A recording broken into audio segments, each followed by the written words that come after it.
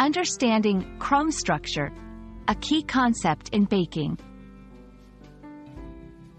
Hello and welcome, everyone. Today, we're going to dive into a fascinating topic in the world of baking: crumb structure. This term might sound technical, but don't worry, we'll break it down together in a simple and easy to understand way.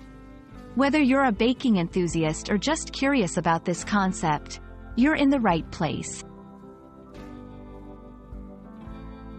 Crumb structure refers to the internal texture of baked goods like bread, cakes, and pastries. It's all about the size and distribution of the air pockets or crumbs inside your bake. The crumb can tell us a lot about the quality of the baked product, from how well the dough was kneaded to the effectiveness of the leavening agent. A good crumb structure is often a sign of a well-made bake. Several key factors affect the crumb structure. 1. Ingredients.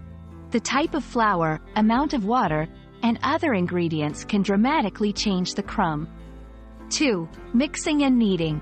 The way you mix and knead your dough impacts gluten development, which in turn affects the crumb.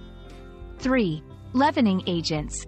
Yeast, baking powder, and baking soda create air pockets in the dough, contributing to the crumb structure. 4. Baking process. Temperature and time in the oven also play a crucial role in how the crumb develops. Open crumb. Often found in artisan bread like sourdough, characterized by large, irregular holes. Tight crumb.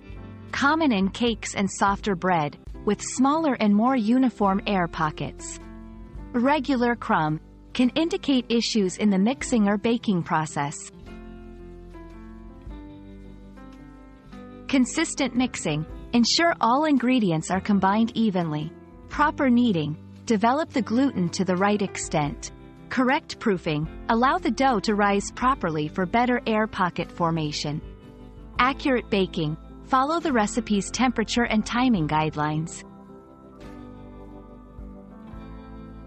And that wraps up our journey into the world of crumb structure.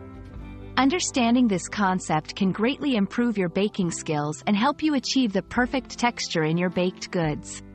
Remember, practice makes perfect, so don't be afraid to experiment in your kitchen. Happy baking, and see you in the next video.